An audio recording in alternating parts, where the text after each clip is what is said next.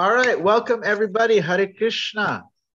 We are on our 2/3 of the way finish with chapter 7 of the Bhagavad Gītā. And this verse is right up the alley to what we're studying. How's everybody doing? Carlos, Lee, let's see. This is a Lee. Lee, is this Lee Gaines? Yes. Hello. Hare Krishna, welcome. Where are you calling in from? I'm in North Carolina. North Carolina, very nice. Welcome, welcome. Have you ever memorized any Sanskrit verses? No. Okay, well, you're in the right place. You're in the right place. This is all levels. And if you stick around, you're going to be fully equipped. Like Raghu has this Batman utility belt for a bags of Shlokas. Yeah, you're going to have all these shlokas on your belt. And they'll be very useful in all kinds of situations, bringing our consciousness up. What makes it easy is that when you put them all together, they really kind of they reinforce each other. It's like you're learning the lyrics for some song. Eventually, it's just the song that sticks in your head when you put it all together. Sometimes many practitioners would do like important verses, and it becomes a struggle after a while. But when you learn a big string of stream, like a whole chapter, it actually it's easier than people imagine. We have Nagashayan. He's one of our new students. He's been wanting to do this for a long time, and he has most of chapter 7 memorized already. Carlos, yeah, he's been here since the previous semester, and he has chapter 15, and he's got all the way up to maybe 17 or so memorized. It's just like you have so much wisdom at your fingertips. You know, instead of just having a smartphone, we have a smart consciousness. Like we have Bhagavad Gītā right there available. So, yeah, let's see who else we got here. Chapuji, Hare Krishna. Gauranga Prabhu, Gauranga Nishta, Hare Krishna. Welcome, welcome. Hari. Hari, Hari. So today's verse, Kamastaster Hittagyana Prapadyante Devata Tam Tamyam Ashtaya Prakatina Diyataswaya. So this is a very cool verse. And it's very much in line with what they're talking about today. The whole actually fourth canto, the first parts of it, the story of Daksha.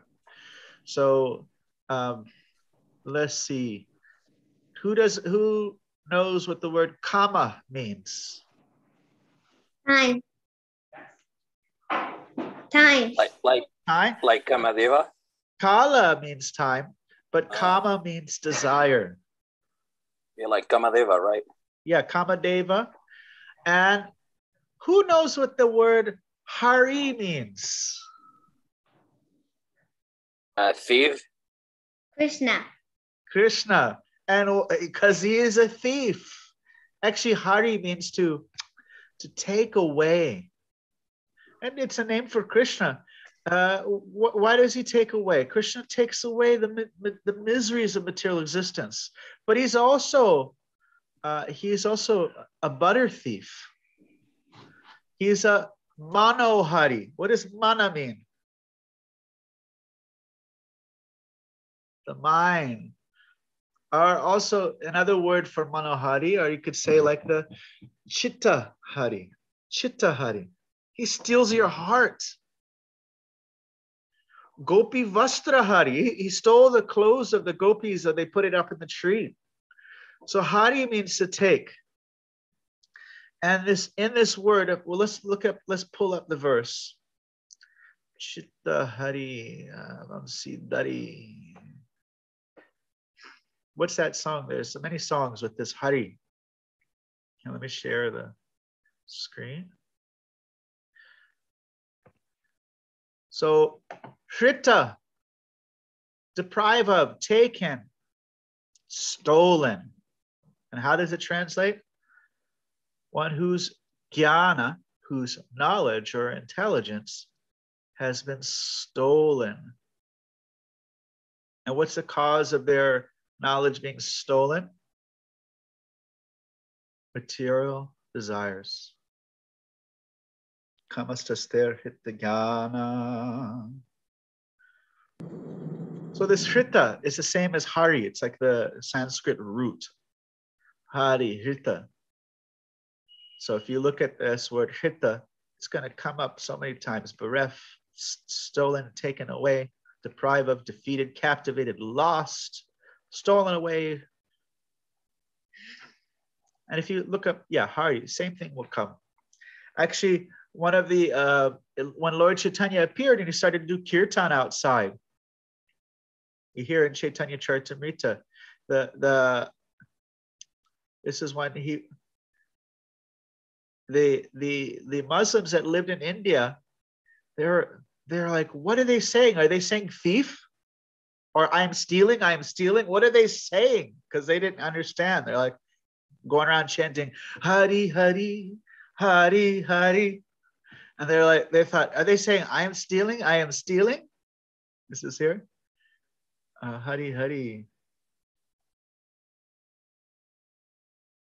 I know that these Hindus by nature chant Hari, Hari. Oh yeah, the Muslims actually it was what happened is the Muslims also started chanting Hari, Hari. And so then the king was asking, what are they doing? Why are you chanting Hari, Hari? Are they making a joke? I'm stealing. No? Everyone's chanting Hari Hari. Yes. That's actually, even when Lord Chaitanya was born, just miraculously, he was born during a lunar eclipse. Now, in the Vedic culture in India, eclipses are not considered, oh, let's go out and see the eclipse. It'll be so cool. They're considered misfortunate signs. And oftentimes, or not oftentimes, what people do is they'll go and do spiritual ceremonies. They'll go take a bath in the holy river Ganga and do chanting, or they'll go to a temple. They'll basically try to counteract the ill effects of the eclipse. And so Lord Chaitanya's birthday, it was divinely arranged, that millions of people were in the Ganga chanting Hari, and even those who weren't of the Vedic tradition. There was a lot of Muslims had lived in India 500 years ago, and they were also very happily, joyfully chanting Hari, Hari, just kind of making fun of the whole situation, just jumping in the bliss. Because whether you know it or not, if you chant, it still works. It still has a powerful effect. For example, one day I was, as a monk in downtown Portland 20 years ago, somebody asked me my name, and it's a name of Krishna. Nityananda is the name of Krishna, Nityananda Chandra. And they went home and they're trying to remember the name, and they said they started singing it. And they had not read any of the books yet. They didn't know anything about it, but they came back a few days later and said, I've been saying your name over and over again, last couple of days. I don't know why, but it's just, I feel great. I said, well, that's the mantra. That's the philosophy. Krishna's names, you chant them, you feel great. All right, so kamasta stare hittagana. Hold on, I want to just check in with because we got our new student here. Lee, tell us, give us a little synopsis about yourself. Let's hear about you. Thanks for having me, Nityananda. I've been listening to Wisdom of the Sages for about a year. Been practicing yoga, various styles of yoga, mostly Ashtanga, for roughly 10 years. Oh, wow, nice. I was handed a Bhagavad Gītā as it is when I was in college, maybe 15 years ago. And I accepted it, but never read it. Just kind of put it on the shelf. But Bhakti has kind of creeped back into my life this past year or so. and been studying the Gītā in depth for a while, reading different translations and starting to read the Srimad Bhagavatam.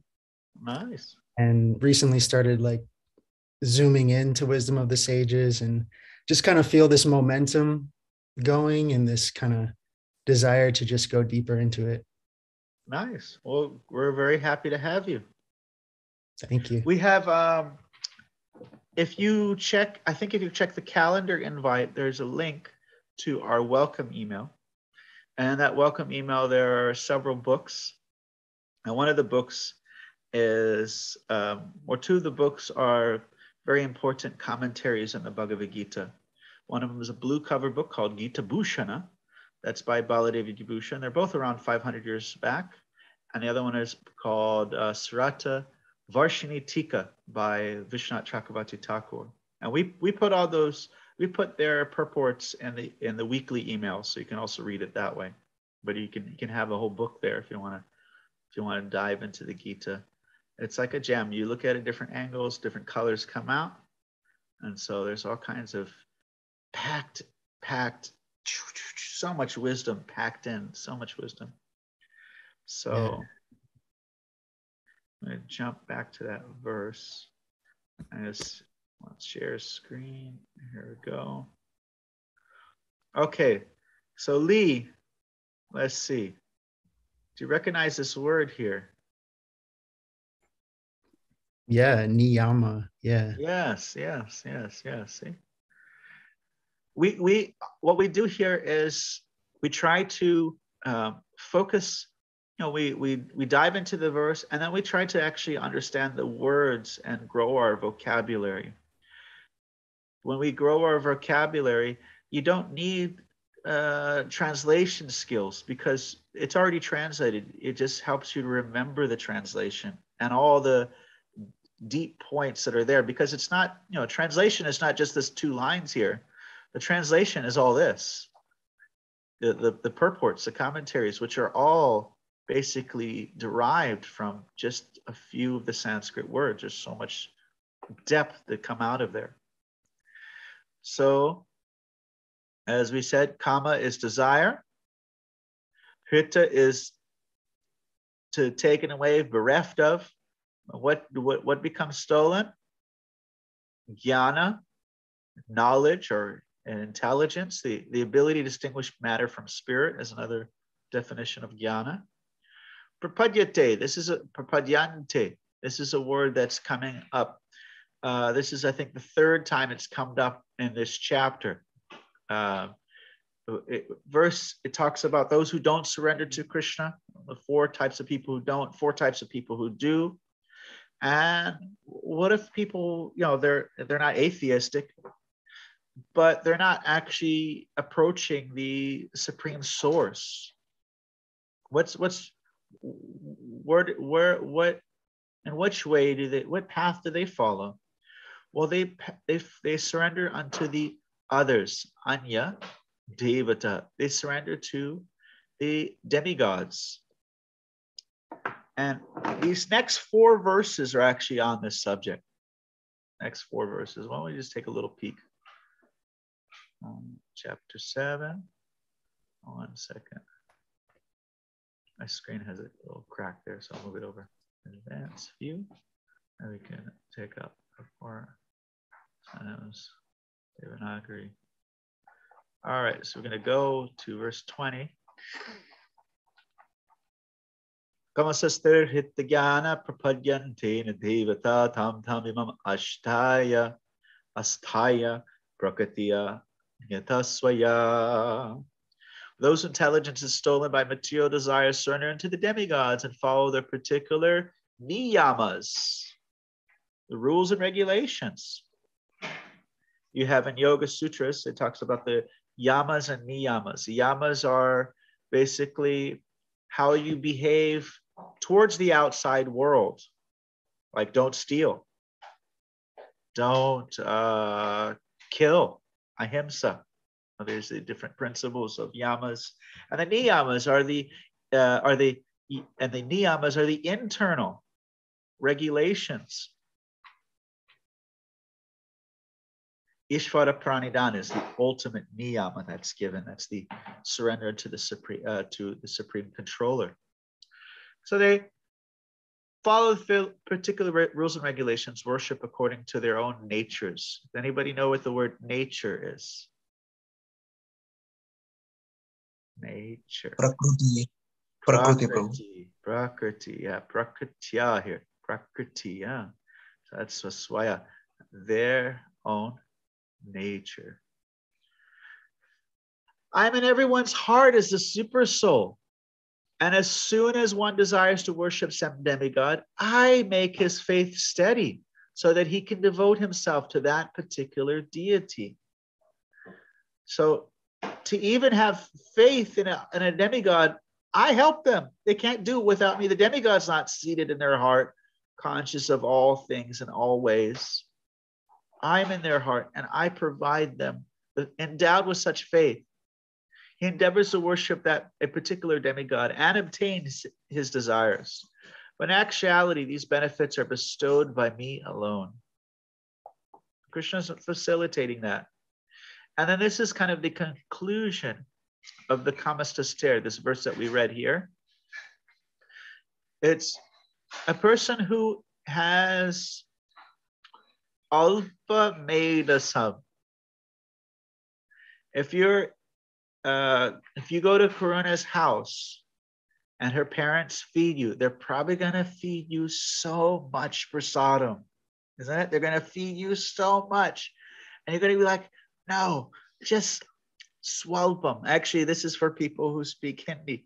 Nagashayan, you say swalpam? Swalpam? Alpam? Prabhu, for swalpam means a small quantity, I think. Yes, yes. So here it means somebody who has small quantity of brains. Alpa medasam. Medasam is the brain substance. If small quantity of brains, what do we look for? We're looking for perishable antavat phalam, perishable fruits. We look for things, if we have small brains, then we look for things that are temporary. So antavat, and thus people that are looking for things that are temporary, Krishna, if they're not actually seeking him, then he directs their faith towards the demigods. And if they worship the demigods, they if they're successful, they can even go to the planets of the demigods. But demigods have lifespans, they have birth and death. So such a person is not free from the cycle of birth and death. But he contrasts that, but my devotees come back to me. And this one, okay, here, that one says this is a person with very small brains. This is Krishna speaking so roughly, But here's somebody who has no brains. Abudaya. He says someone who thinks that I was not manifest and now I'm appearing manifest. A person who thinks that God was nothing impersonal and now is appearing as a person on earth. This is, this means that they don't know param bhavam ajanata. Janata means to know. They don't know my higher nature, which is avyayam, imperishable, and anuttamam, and supreme. And then we'll just keep on going a little bit here because this is a thread of thought. So why don't they know this?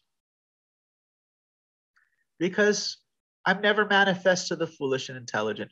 Krishna does not reveal himself for someone who doesn't have interest in understanding him. He supports the atheist in his atheism. He supports the impersonalist in his impersonalism. If someone says God's nothing, then God, I think I pinned Lee. Let's, hold on a second, remove pin. There we go. If someone says God is just an energy, then that's the only way that Krishna is going to reveal himself to that person. If someone says there is no God, then Krishna reciprocates, and that person sees no God in his existence. Like it's like one fish that's in the water, and the other fish is saying there's this thing called water. And the other fish says, that one fish says, I don't know what you're talking about. And the other fish says, it's everywhere. It's all around us. I can feel it in my gills. And that fish says, no, I don't see it. Can you prove? Is there evidence of this? So he for them, he is covered by his internal potency, covered by Maya. Therefore, they do not know that I'm unborn and infallible.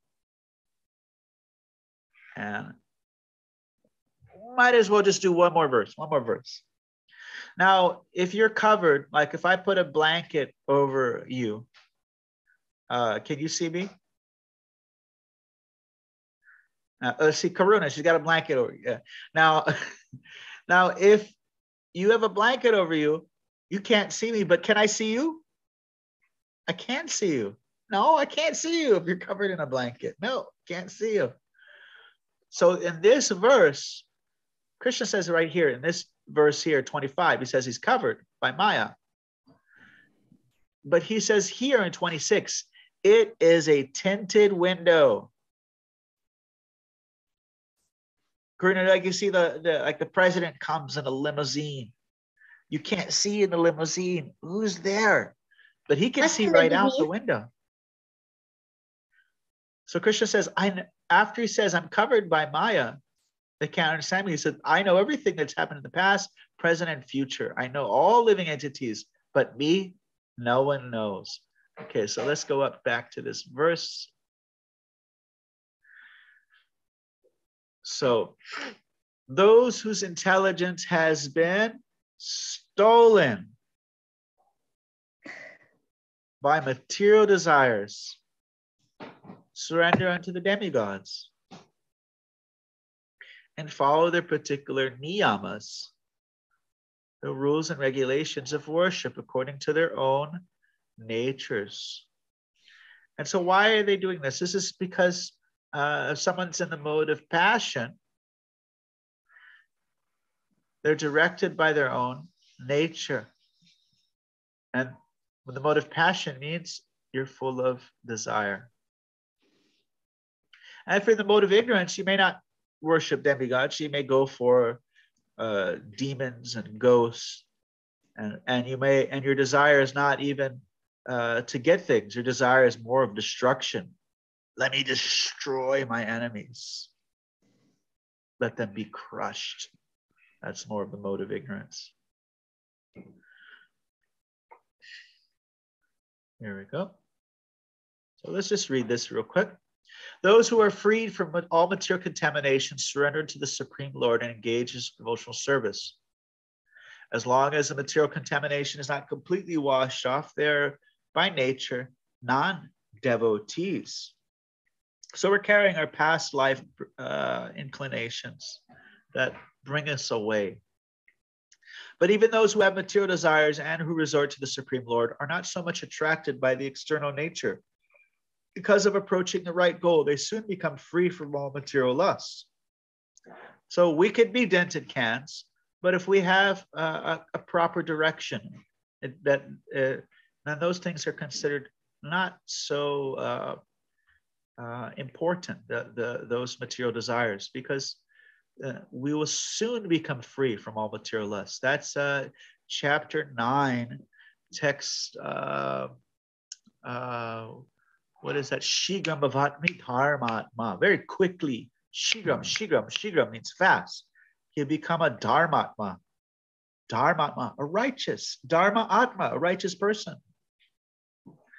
And the Srimad Bhagavatam, it is recommended that whether one is a pure devotee and is free from all material desires, or if he's full of material desires, or desires liberation from material contamination, he should in all cases surrender to Vasudeva and worship him. So it's a very famous verse in the Bhagavatam.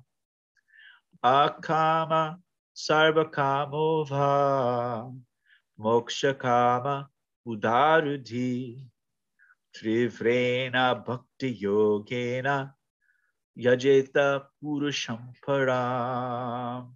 So if you have no desire, you're a great devotee. You have all desires. Karuna, can you give me an example of a devotee in the Bhagavatam who was very young and he had all desires? He was young and he happened to stand on one foot for a long time. And he's got Dhruva, for that? Dhruva, yes. Dhruva.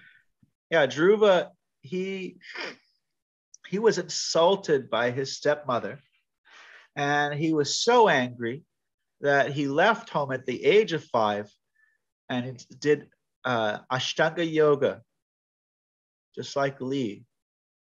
Did Ashtanga yoga, a little bit more intense. So, like the first month, he survived on some leaves every 3 days. The second month, he survived on dry leaves every 6 days.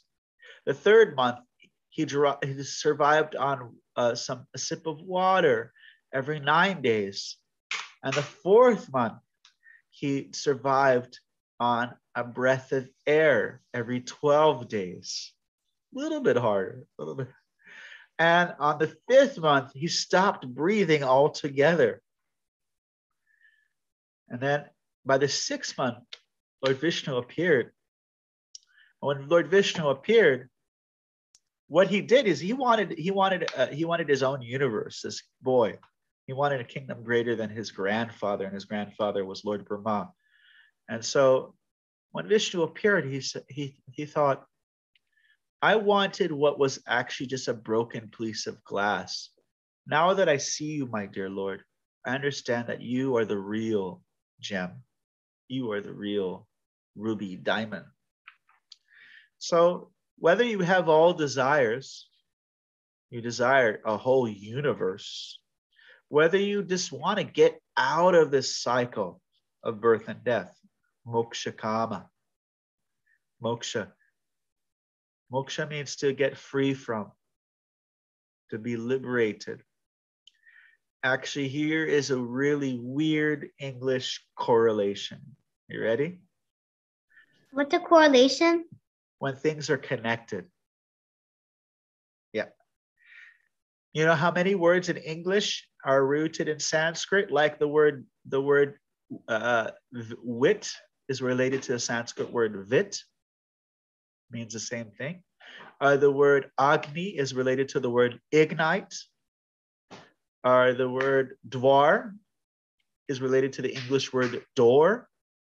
Like there's this town called Haridwar, the door of God, the door of Hari. The word moksha, I heard from some professor, is related to the word mucus. Because mucus is something you try to expel, to liberate yourself from. That's a weird one. So moksha kama, just if you want to be expelled from this world, you want to get out, what should you trivrena, very fiercely, very intently, bhakti yogena. So less intelligent people who have lost their spiritual sense take shelter of demigods for immediate fulfillment of material desires. Generally, such people do not go to the Supreme Personality of Godhead because they are in the lower modes of nature, ignorance and passion, therefore worship various demigods. Now, there are circumstances where somebody approaches a demigod, but they have a higher state of consciousness. I've seen people who have come to Shiva, and Shiva directs them towards Krishna, directs them towards who they worship. But if you're just trying to do business with the demigods, then you're in the mode of passion and ignorance. We find that there are devotees that in Krishna book. Let's see. Let's stop here. Someone can name a devotee in Krishna book who was worshiping a demigod, some demigods? Carlos G. We haven't heard from Carlos G. He is just enjoying on the side of the river there.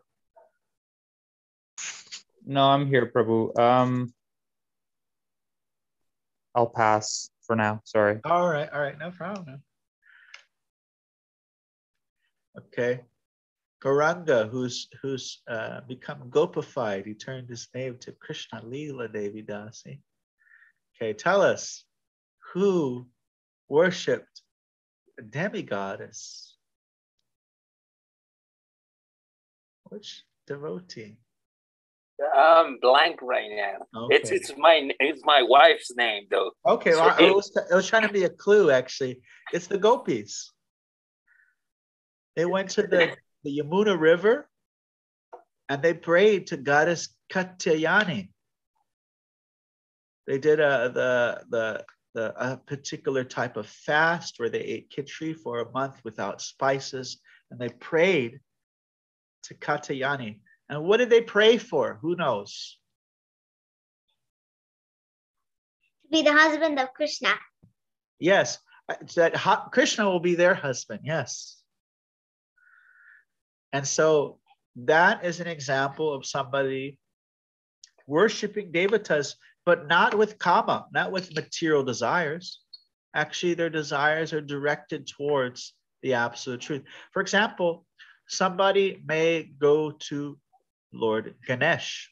Actually, if you go to Vrindavan, they're full of Shiva temples. Actually, so many holy places of Krishna are full of Shiva temples because he is known as the protector of the Dham. So you have Gopeshwar Mahadev. I think there's 8 famous Shiva temples in Vrindavan. There's 4 for the 4 directions. Now a person may approach Shiva because he's an exalted devotee and ask for his help. For example, the gopis, they prayed to Katyayani, who's Durga. They said, please help us have Krishna as our husband. Or someone might go to Ganesh. Ganesh is known as the remover of obstacles. Now, if I say, oh, Ganesh, I have this business proposition. I'm trying to find a way to get free from this material obstacle and help me become wealthy and rich. That's just kama. That's just material desires. But you say, oh, my dear Ganesh, you are actually a great devotee. Please remove the obstacles that are hindering my progress and my progression in my spiritual life. That's not materialistic. That's not kama. Or you don't have to go to Ganesh. You can go to Krishna himself. You can go to his great devotees that are in his line. But to go to Ganesh and ask him for something that's related to your own spiritual progress is not considered a materialistic thing. So it's not that there's some aversion, a hatred towards Krishna's divine administrators of the universe. But we're also not it's kind of like somebody, instead of paying taxes, they may try to bribe some government official.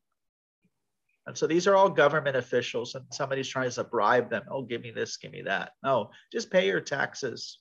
You don't need to try to bribe them. Any comments or questions? Let's see. I have one. Yes. When will we start memorizing shlokas? Right now. Right now. We'll start it. Yes, yes. Cool.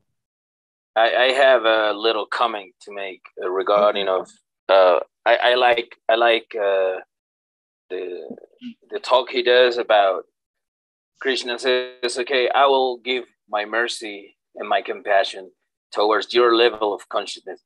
Basically, that's what he's saying, right? And he says, even the one that hates me, I still like him because he's thinking of me. The only one that breaks my heart is the one that it passed through me and it goes besides me and he's indifferent to me. That's the one that really breaks my heart because he's not thinking of me. He never does. That's the one that really breaks my heart. But even the ones that hates me, I still like him because he's thinking of me, even if he's hating me. Nice, thank you. And the thinking of Krishna, that's the medicine for the soul. That's what actually makes the soul happy. So him being happy, because it's what makes us happy.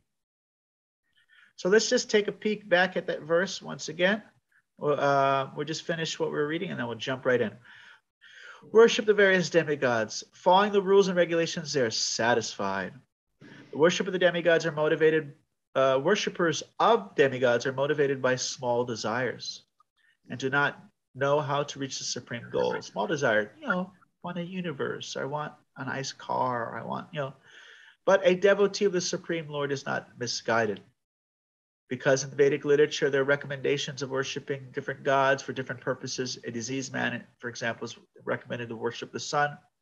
Those who are not devotees of a Lord think that for certain purposes, demigods are better than the Supreme Lord. But a pure devotee knows that the Supreme Lord, Krishna, is the master of all. In the Chaitanya Charitamrita Adi Leela, it is said, Ekale Ishwar Krishna Arsabhabrita. Only the Supreme Personality of Godhead, Krishna, is the master, all other servants. Therefore, a pure devotee never goes to the demigods for satisfaction of his material needs. He depends on the Supreme Lord, and the pure devotee is satisfied with whatever he gives. So this is understanding that Krishna has the best interest in mind of the soul, and so he gives whatever is actually going to be. Somebody might, a demigod might give you something that is actually not going to help you in your spiritual life. Like there is a story of Bhashmasura, Vrikasura. Karuna, who is Vrikasura? He was cutting off pieces of flesh from his body and throwing it into the fire. And nothing was happening. So he took his hair like that, and he was about to cut off his head to throw it in the fire. Because what did he want? He wanted the power by which whoever's head he touches, it would explode.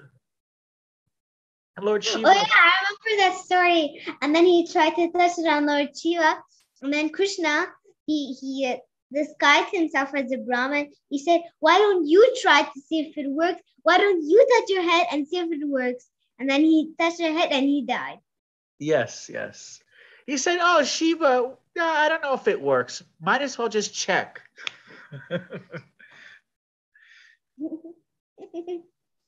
So that's coming with like those material desires. One other verse I'll just mention. I read this morning. Bhogashvaya prasaktanam taya prahita chetasam vyayasatmaka budhir ekakuru vasayanam.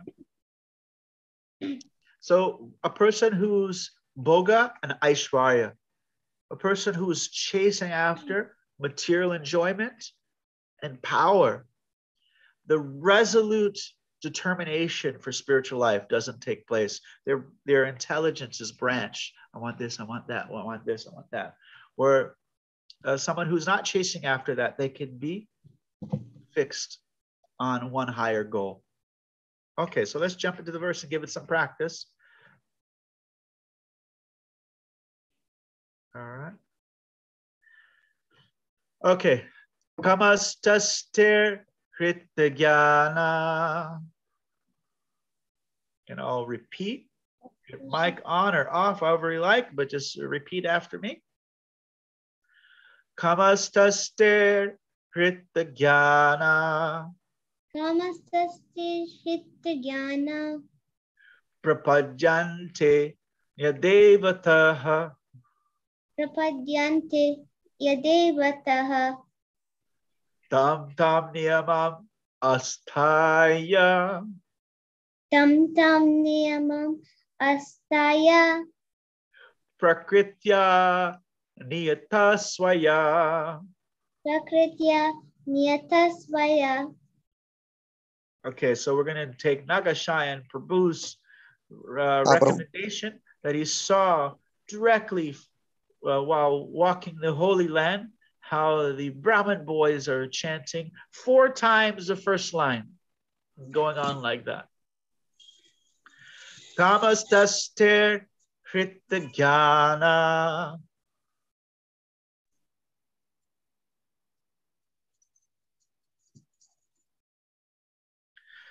Kamastaster Hita Jnana. Kamastaster Hita Jnana. Kamaisthaisthairhruta jnana. Prapajante Nyadevataha. Prapadyante nyadevataha. Prapajante Nyadevataha. Prapadyante nyadevataha. Prapadyante Nyadevataha. Prapadyante nyadevataha. Tam tam yamam astaya. Tam tam niyamamastaya. Tam tam niyamam astaya. Tam tam niyamamastaya. Prakritya niyata swaya. Prakrutya niyata swaya. Prakritya niyata swaya. Prakrutya niyata swaya. Prakritya niyata swaya. Prakrutya niyata swaya. Okay, so since I want to just check in with Lee. Here's just some points. So this, what is this word? I think it's not a, is it a visarg? I forget the term for it. It's a particular letter here. You may have noticed that the A, devata, ha. But we didn't do it here. Jnana. We just said jnana. So Jnana ha, Prabhu. If I'm not wrong. Jnana ha. Well, in the verse chanting, we learn that it's at the end. In speech, we always say this. But in shloka chanting, this is very much underemphasized in the middle of the verse. It's when it's at the end of the verse. So the end of the second line, and if it appears at the end of the first end of the first line and end of the second line. Of course, this is 32 syllables. It's broken up into 8. So if it's on the second and fourth, then you will hear, like if you hear all the lectures of Srila Prabhupada, it is not, it's underemphasized here. It is very clear here. That's when it's different from Sanskrit speech, where that is all, like you'll find throughout, like for example, Vasudeva Sarvam Iti. When you hear this chanted, it won't be Vasudeva Ha Sarvam Iti. It will be Vasudeva Sarvam Iti. It will be, it may come out a little bit, but it's a very slight. But over here, Sudur Labaha will be very clear and strong.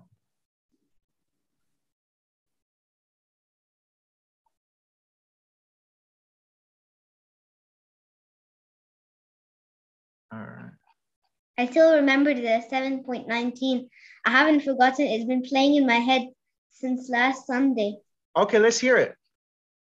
Bahunam Janmanam Ante Gyanavan Mam Prapadyate Vasudeva Sarvam Eti Samahatma Suryulabaha. Jai. And what does Janma mean? Birth. Nice. Jnana Van. Jnana Van. It's like Bhagavan. Jnana means knowledge, and Van means to have. So one who has knowledge. Okay. Bahunam. I always forget the word. I always forget the word by word. That's why we're going to test you. And then you're like, I got to remember them too. Yeah. We have like, if you ever do a road trip, it's one fun game to play is Krishna trivia. Yeah. Usually my mom, when she's cooking, she tells me stories. But when she's eating, she says, let's do Krishna trivia. Yeah. And sometimes you got the hard ones, or then you have the speed questions, like they're really easy, but who can answer it the fastest. Those are fun. And you can do. We don't do that, but usually sometimes I read Bhagavatam, then I'm like, okay, this is a question I'm gonna ask my mom. Then I ask her, she's like, ooh, I don't know it. Yeah. That's how I read too. Yeah. We read and we find something like, oh, we're gonna use this next time we play that game. Even though I'm not playing the game, even if I'm not playing the game, my mind still, because I played that game when I was younger, not like as young as you. I always look for cool, interesting facts. I can show you a little bit sometime later.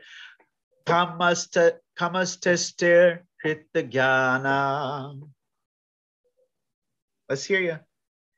Kamastastir Hrityajnana. Prapadyante Nyadevataha. Prapadyante Nyadevata. Tam tam niyamam astaya. Tam tam niyamam astaya. Prakritya niyatasvaya. Prakrita niyatasvaya. And as you heard Nagashayan, Lee, you notice this is kri. It's kind of like an I, and it's almost like a U as well. It's just like a kri. It's the same with Krishna. Prakritya. Kamastastir Hrityajnana. Kamastastir Hrityajnana. Prapadyante Nadevataha. Prapadyante Nyadevataha. Tam tam niyamam astaya. Tam tam niyamam astaya. Prakritya niyatasvaya. Prakritya niyatasvaya. Okay, now you lead the chanting. What do you mean I lead the chanting? Like I said the verse, now you say it and everybody will follow you. Okay. Kamastastir Hrityajnana. Kamastastir Hrityajnana. Prapadyante Nyadevataha. Prapadyante Nadevataha. Tam tam niyamam astaya. Tam tam yamam astaya. Prakriti niyatasvaya. Prakritya niyatasvaya. All right, let's see. Carlos, do you ready? Give us a chant. Yes, Prabhu. Sorry, I was just taking out the dogs. Kamaistastir Hrityajnana. Kamaistastir Hrityajnana. Prapadyante Niyadevataha. Prapadyante Nyadevataha. Prapadyante Nyadevataha. Prapadyante Nyadevataha. Tam tam niyamam ashtaya. Sorry, tam tam niyamam ashtaya. Tam tam niyamam ashtaya. Tam tam niyamam ashtaya. Really pull out those long A's there. Tam, Yes, please tam, help me. Niyamam ashtaya. And it kind of hits the melody there. I'll give it a try, Prabhu. Tam tam niyamam ashtaya. Yep. Prakritya nitya swaya. Sorry, prakritya niyata swaya. Swaya. Prakritya niyata swaya. So it's the Prakritya swaya. That's where the A long is. Okay, do you mind leading that one? And maybe I can follow. Prakritya niyata swaya. Prakritya niyata swaya. One more time. Prakritya niyata swaya. Another time. Prakritya niyata swaya. Very nice. Guranga Lila. Guranga Nishta. Guranga Nishta. Mix it, just mash it together.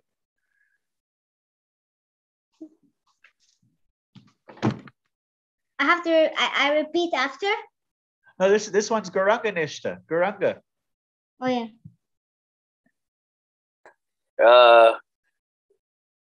Okay. Should I chant first or should I follow? Go for it. Go for it. Oh boy. Okay. Kama istais hita jana. Kama istais hita jnana. Prapadyante nija devataha. Prapadyante nyadevataha. Tam tam niyamam astaya. Tam tam yamam asthaya. Prakritya niyata swaya. Prakritya niyata swaya. One more time. Yes. Yeah, this is Kamais tais tair rita jnana. Kama istais hita jnana. Prapadyante nija devataha. Prapadyante devataha. Tam tam niyamam astaya. Tam tam niyamam asthaya. Prakritya niyata swaya. Prakritya niyata swaya. Very nice. Let's see. Lee, you want to give it a shot? Yes. Kamaistais hritya jnana. Kamaistais hita jnana. Prapadyante nyadevataha. Prapadyante nyadevataha. Tam tam niyamam astaya.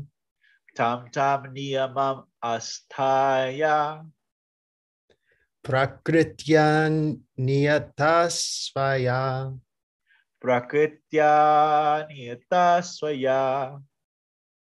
One more time. One more time.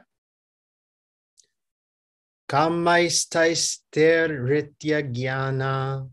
Kamaistais hritya jnana. Prapadyante nyadevataha. Prapadyante nyadevataha. Tam tam niyamam astaya. Tam tam niyamam asthaya. Prakritya niyata swaya. Prakritya niyata swaya. Aruna, last week you said this one looks so hard. Do you still think it's really hard? You got it Very now? easy. When I practice it, it's very easy. See, yeah. Nagashayan Prabhu. Prabhu. Can I lead? Yes, please. Yeah. Kamaistais-tair-jnana. Kamaistais-tair-hita-jnana. Kamaistais-tair-jnana. Kamaistais-tair-hita-jnana. Kamaistais-tair-jnana.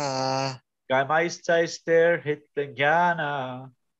Kamaistais-tair-jnana. Kamaistais-tair-hita-jnana. Prapadyante nyadevataha. Prapadyante nyadevataha. Prapadyante nyadevataha. Prapadyante nyadevataha. Prapadyante nyadevataha. Prapadyante nyadevataha.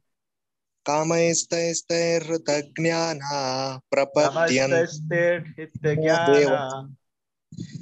Prapadyante nyadevataha. Prapadyante nyadevataha.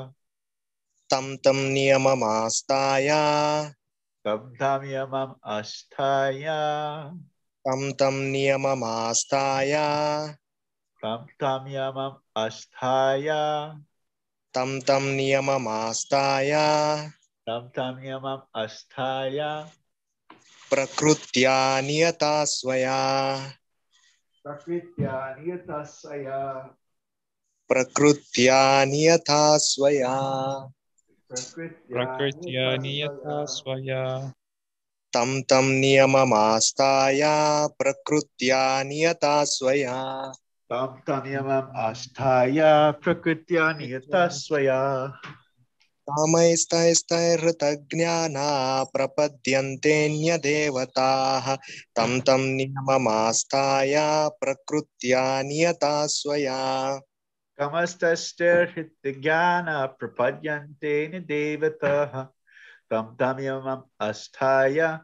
Prakritya niyatasaya. Very nice. Thank you, Nagashayan Prabhu. Thank you, Prabhu. Hare Krishna. Dana K, you want to? Oh, Carlos has a question. One second. No, Prabhu, I'm just I was just praising the shloka pronunciation. So Dana, you want to do one word? How do you want to do it? Can we do it? Try it a line at a time. You first. Okay. Okay. Kamais taister hrityajnana. Namaste Yana Prapadyante nya devataha. Pravantyante Ni Devataha Tam tam niyamam asthaya. Tam Tam Niyanam Astayaha Prakritya niyata swaya. Prakrita Niyata Swaya. Sorry. Kamais taister hrityajnana. Namaste Yana Prapadyante nya devataha. Pravantyante Ni Devataha Tam tam niyamam asthaya. Tam Tam Niyanam Astaya Prakritya niyata swaya. Prakritya Niyata Swaya. Very I'm good. trying. Sorry. Oh. Thank you. Hey, can I show you guys something real quick? Yeah. Karuna, you want to see something? All right, here, look at this. We're gonna Krishna trivia questions. You guys want to see it real quick? Okay, here's some. Okay, look at these. I made these questions. Which avatar stops aliens in invisible cloaking spaceships from interplanetary galactic genocide by the strength of his transcendental fashion show? What? Okay. Which demigod invented Nerf?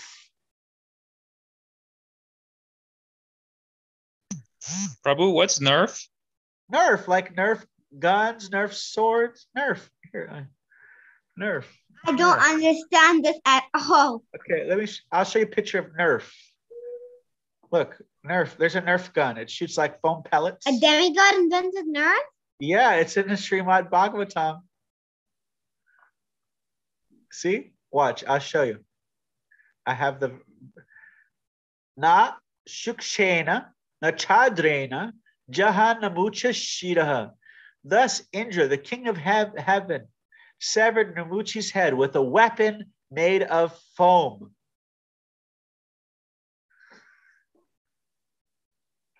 And so Nerf is all about foam weapons. Nerf sword, you know? No, that's not it. There's a Nerf sword. There you go. foam sword. So Indra, he made, oh, I accidentally got out of screen saving. Let me go back. Here.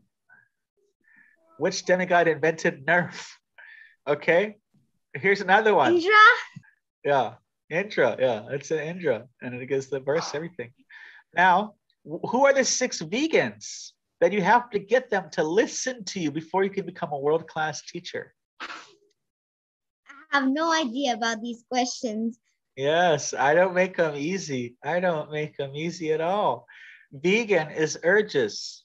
Vacho vegan, manasa krodha vegan. This is nectar of instruction. Verse 1 says if you can control all the 6 urges, you can become a world-class teacher. Prithivim sashishat. Who's the first vampire in Krishna Lila? What's a vampire? You know, like those guys that fly around and suck blood. Those scary creatures. Yeah. Putana, yes. Putana. Yeah. She's a vampire. Whose tail did they put on Nimai's head? That one's a trick. Nagashayan might. Nothing. It's described that they put somebody's tail on his head. It's a trick. Nagashayan, you get it? No, Prabhu, I don't remember. Actually. Okay, well the answer is Vishnu's tail. Oh, okay. So does Vishnu have a tail? No. Look. No, Hanuman has a tail. Vishnu tail. Tail means oil. Okay, tail. You got it. See, tail is the Hindi for oil. Yeah, Prabhu. Yeah.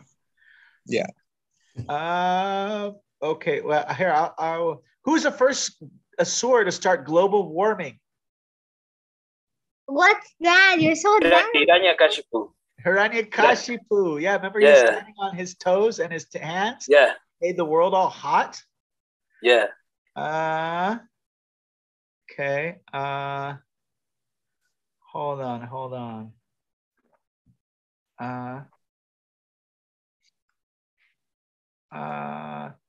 Who threatened Krishna during one of his Janmasteeni celebrations?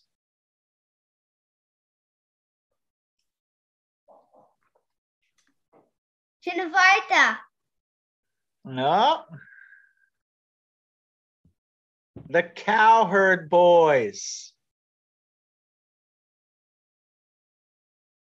They said, because his mother was calling him home to do some kind of birthday rituals. And the kids told Krishna, if you don't play with us and you go home, we're not going to play with you ever again. They threatened, don't, and then his mom got angry at him saying, what, you think you have no home? You better come home. See, this is a Krishna book. All right, you guys ready for, here's the last one. Which brand of shoes does Krishna wear? Wood? Tree bark? Huh? Tree bark? No, is it like Nike? Like which brand? Adidas. Adidas, yes. Who said that? Who got it? I just guessed because of the Adi and then Das servant. Because first of all, who is Krishna's shoes? Nagashayan. No idea, Prabhu. Sorry. Lord Balaram becomes Krishna's shoes. Yeah. So Lord Balaram is the Adidas. He's the first servant.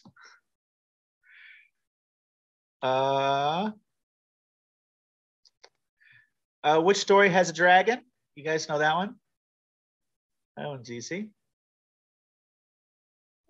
Yeah, I remember that story. Like Krishna and Balaram and cowherd boys went to steal something in some like forest or something. Okay, that's one of. But this one is it has wings and fire. Yeah. Parikshit? Yes, Parikshit. Yes. Actually, the Takshaka, he is described in the Lotus Sutras as one of the 8 great dragons. The Buddhists call him one of the 8 great dragon kings. These are a list of the 8 great dragon kings. And Takshaka. Oh,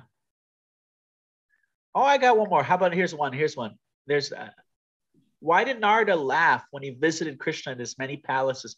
So Narada went to Dwarka, and Krishna had made 16,108 different Krishnas. He manifested 16,108 different Krishnas to marry the 16,108 princesses. And Narada went from one palace to the other. And each palace, Krishna was doing a completely different thing. And it was just interesting seeing how, like, each time Krishna would greet him, and he was completely doing different things. Now, there's something that Narada saw that made him laugh. Krishna chanting japa. Huh? Krishna chanting japa. No. Krishna training? Well, one thing that kings sometimes do is they'll dress up in disguise, and they'll go into the city, and they'll see, what are people talking about? How do people really feel about leadership of the king? They'll go and see what's the state of society in disguise. So he saw Krishna in the city in disguise like that. And he thought it was so funny because Krishna's already hidden in everyone's heart. So it was really funny. There we go. All right. What color is Krishna's hair? Black. So black, it is bluish tint. Srimad Bhagavatam, 2nd canto. What color is Yashoda's skin? Tan? No. Orange? No. Really? In Lavender? one place it says blue like Krishna's. Nectar of devotion. Ah. Okay. I think we're done here, huh?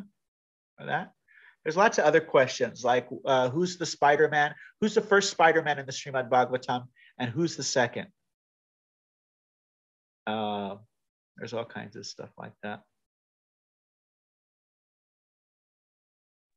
Wait. Now I'm very curious to know the answer to that. Is it? Oh, you want to know the answer for that one? Sure. Okay, sure. let's see. So Narada Muni, he says to Brahma, he says, my Lord, you're like a spider, man. You create everything with your own energy. And it appears you withdraw it. But it seems that you are praying to somebody else. So who are you? Who's Peter Parker? What's your identity? What's your secret? Who's the Spider-Man? And Narada Brahma says, no, that's Vishnu. And then that's in 2nd canto. And in a few chapters later, Brahma, see, our job is to plagiarize. Our job is to simply repeat the words of the great souls. And so Brahma, he goes to Lord Vishnu and he says, hey, you're like a spider, man. You create with your own energy and you withdraw it back into you. Like a spider, actually spiders are sometimes seen to eat their own webs. So they create the web with their own body, with their own energy. And then they also bring it back in, bring that energy back in.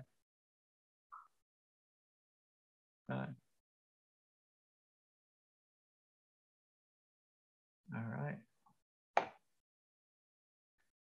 Cool. Any other last comments, questions, reflections? I have one. Yes.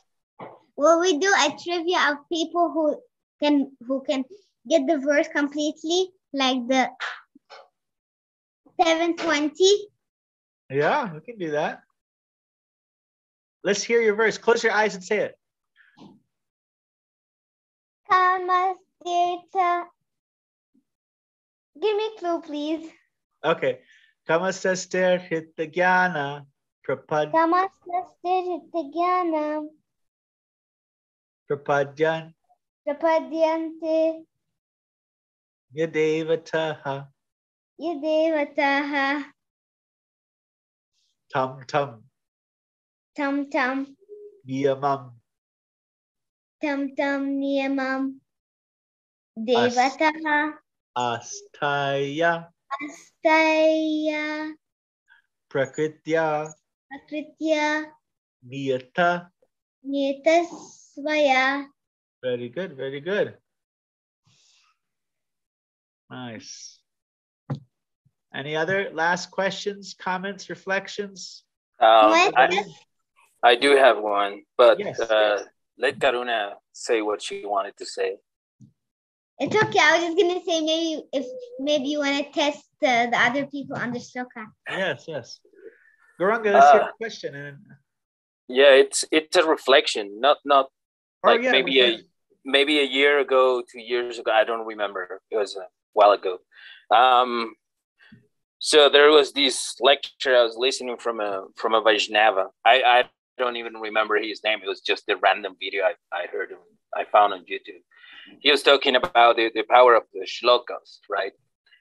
And then he mentioned how Western world took that and they divided, right? Shlokas, they call them slogans, and they are divided in 8 syllables. It's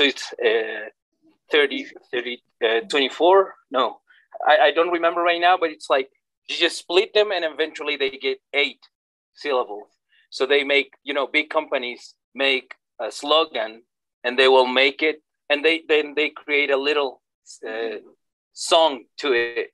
So it's the same as shlokas are performed, right? You put intention and the meaning, and it comes from your root chakras, goes through your throat, out of your mouth, and the moment it goes out, enters your ears. It's instant. So the power, it's so great that when you get benefit from you saying it, and they understood this so well, so they took it, and so companies use it. It's the same. The principle is it's basically the same. They studied why the benefit of the mantra. So they did it so well. So now companies use it for their own benefit, but it's all root from shlokas. I was like, wow. Cool. That's very cool. Yeah. Shlokas.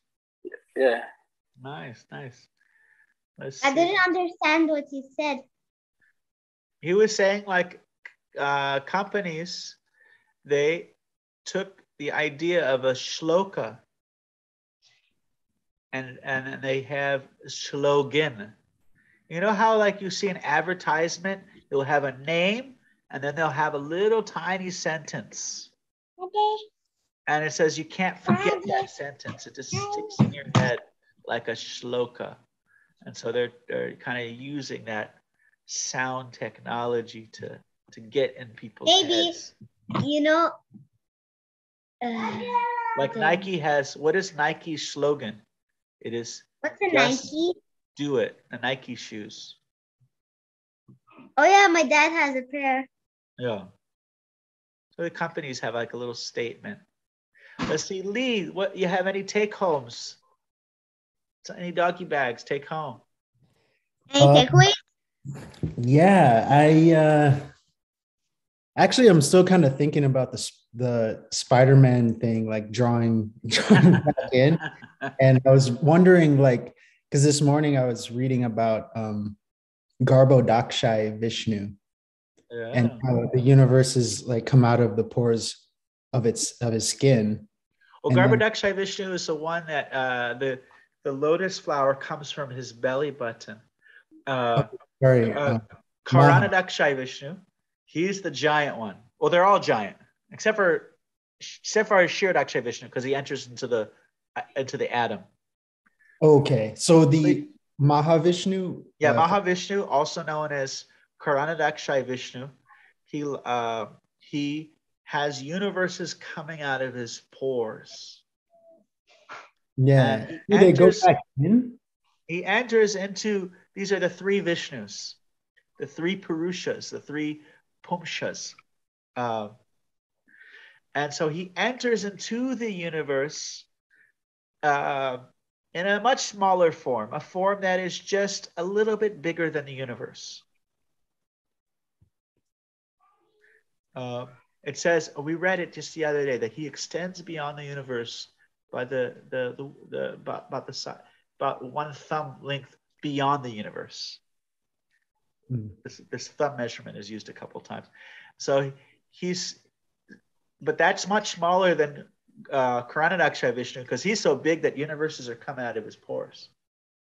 And so Garbhodakshay Vishnu, he's the one that Brahma is born from his belly button, and then Brahma is in charge of engineering the matter and everything.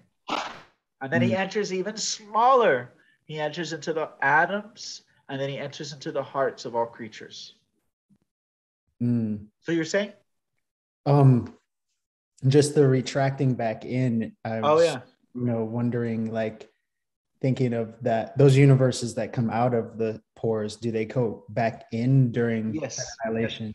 Chapter 9 of Bhagavad Gītā, Krishna says, let me just look it up real quick because I have it kind of roughly in my memory. It's chapter 9. That's right in the beginning. It is, here we go. I'll share the screen real quick. Understand is the mighty wind blowing everywhere. Rest always in the sky. All created beings rest in me. O son of Kunti, at the end of the millennium, let's see. Sarvabhutani Kunteya Prakritim, this is that nature. Yanti Mamikam. Yanti means to go. Mamikam. They enter me. Kalpa Kshaye. At the end of the Kalpa, the end of creation. Or actually at the end of day, there's actually different levels of creation. There is at different levels of destruction. Kalpado kshaye punastani kalpado vishujamiham. So there actually is what you were saying, Garbhodakshay Vishnu. There is an entering of everything into him. At the end of Brahma's day, at the end of the kalpa. See, it's described, one kalpa is 4 billion years. To the end of his day, there is a merging of different energies, lower planetary systems merging into him. But the end of Brahma's life, at the end also, there is a merging back into the great Maha Vishnu. So both of them have that kind of coming out, coming in. One of them is on a much shorter time period, 4 billion years. And the other one is on a greater time period, 311 trillion years. The whole life of Brahma. Yeah, that spider retraction made me think of that. But beyond that, just thank you for doing this. And it's been inspiring to kind of dissect the Sanskrit words, and like, because sometimes when I read the Gītā, the words are like combined, so I kind of look past the individual words. Yeah. So this was really helpful to just get a better understanding of the meaning. Nice, thank you. Yeah, in the lectures, in the commentaries, you'll see Prabhupada, the Acharyas, they'll pick one word and they'll show what all the different meanings that are coming out of that. And so over time, as we take these classes, our our vocabulary is increasing and increasing, and it helps us to see so much there. So like this Shrita, this Hari, like we might have heard of Manohari, the thief of the heart, the thief of the mind, Krishna. He just steals your heart. But then we see this verse here where it's talking about our knowledge being stolen, and we can make those connections with just some of these words. Krita, Hari. I mean, those are same words, basically. Krita and Hari. Mm. Nice. Yeah. All right. Well, I think we're good for now. We have a shloka. Oh yeah, so yeah, we have a shloka WhatsApp group. You might have a link in the email. Should have a link in the email, and the welcome email that is also linked. There's a link in the calendar invite, and also I'll send out another email today. So usually Sunday, or if I have trouble with the uploading, maybe Monday, we send out, and in that email, we send out our next week's reading material. But in that email, the WhatsApp group link is there. Okay, great. And because a lot of times this will take meeting during the week to really solidify it. Because it can be, some people can find it quite challenging what we're doing here, but it's an investment. It's something that you keep with you. Once you finish the chapter, it's, it doesn't take much to, like I have an Airbnb. It takes a bit of work to start it, but it doesn't take much to keep it. It's just a little bit of work after that. It's not like, it's like all the work's in the beginning. So we're doing that right now. We're doing the beginning work. And so we have these verses to reflect on and think on and speak on and such. All right. Thank you. Hare Krishna, Prabhu. Hare Krishna, Nityanand Prabhu. Hare Krishna, yes. Prabhu, can we meet 2 to 3 times at least in the week for practice?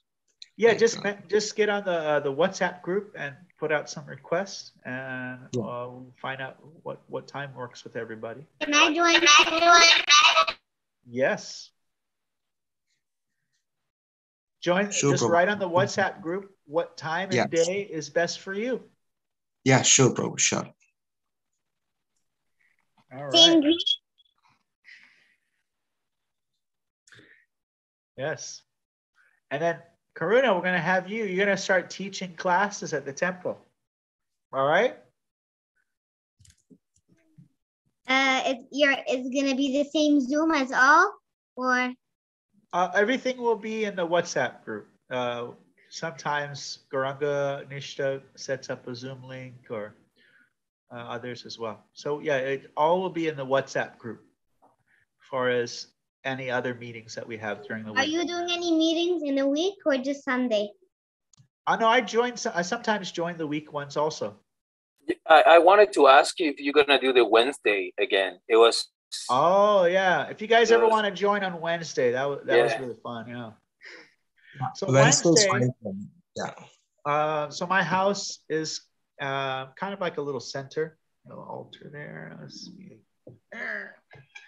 Altar, and we have an event called the Darshan Room every Wednesday night with kirtan and a class, and we used to have a massive dinner, a whole delicious feast, but with the lockdown and finances being different, it's like we're just kind of doing the Darshan Room light. We're doing a light version of it, just kind of keeping something going, but it's not as mega as it used to be. And so we have kirtan, and we have some kind of class, some kind of reading. Last Wednesday, Gauranga asked us about the Gaur Arti song, and we dove deep into that beautiful song. And so you can all join that. I'll send out a link. Oh, look at the baby, so cute. Yeah, my sister. Yes, what's her name? Madhurya. Her name is Madhurya. Madhurya, Haribo. Do you know? That's a beautiful name. Do you know the Madhu verse? Karuna, do you know the Madhu verse? What Madhu verse? The Madhu verse. Hey, you know Madhurya is one of the rasas. Yes, it means sweet. Yeah. So there's a verse. It's a very beautiful verse. It's actually, I'll send you a video of it. It's Madhuram Madhuram Vapur Asya Vavo Madhuram Madhuram Madhuram Madhuram Madhugani Vidus Madhuram Madhuram Madhuram Madhuram Madhuram. And the translation is, sweet, sweet is my sweet Lord's form. Sweeter still is his face so fair. But his honey-scented, gentle smile is sweet beyond compare. Right. Jai! It's Nagashine. It's similar to the Adaram Madaram song, but it's different. It's very short. It's Yep. in Chaitanya Charitamrita. Jai. She's saying Jai. She's saying Jai. Say Jai, Madhurya. Madhuram Madhuram Vapur Asya Vibor. His Vapu. Vapu. What does Vapu mean? Let's ask Mataji. Mother Tulsi. What does Vapu mean? She's so happy. She's so excited about she's so excited about she gets to come on the computer. She loves watching screen with me. Even though she's not allowed and she's only 1 year and a half. She knows she's not. And also usually sometimes when I leave my computer on the table, she goes and she opens my computer and she gives me this smile as if she knows she's not supposed to do it. Ah, yeah. And it's so cute when she does that. Yeah. Madhu. See, Krishna is like that. He's naughty, but you can't help but to love it because he's cute. Yeah. She wants to go in my fort. You want to see my fort? Oh, let's see her fort. Yeah. Like that. Oh, cool. Oh, And that's then cool. inside, it's covered. I'll go inside so you can see what it's like. All right. And if anybody needs to go, we'll see you guys later. Hare Krishna.